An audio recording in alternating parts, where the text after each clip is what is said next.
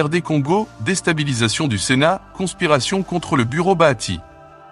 Alors que la chronique est défrayée par l'interpellation ou l'arrestation depuis le 5 février dernier à l'Agence nationale de renseignement, ANR, c'est selon de François Beya, conseiller spécial du président de la République en matière de sécurité, accusé jusque-là officieusement de comploter contre le président Félix Tshisekedi, une autre conspiration serait en vue contre le bureau du président du Sénat Modeste Bahati.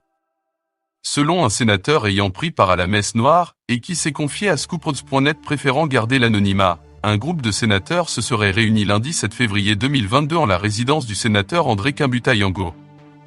L'objectif de cette réunion, comment profiter de ce temps de turbulence pour faire partir Modeste Bahati et déstabiliser cette institution de la République.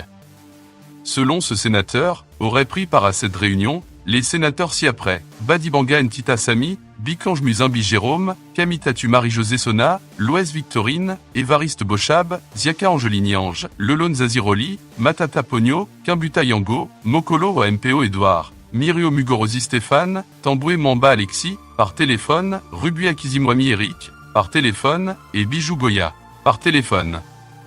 Ce groupe de sénateurs aurait pour ambition de déstabiliser les institutions de la République, en commençant par le Sénat, avec leur connexion à l'Assemblée nationale pour finalement chuter avec ce complot sur le président de la République.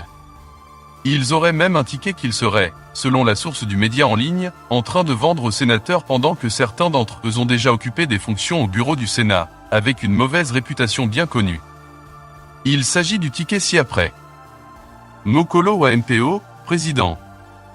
Badibanga Sami, premier vice-président.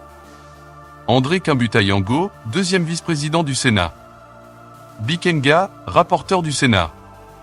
Kamitatu Marie-Josée Sona, rapporteur adjointe. Makingu, questeur.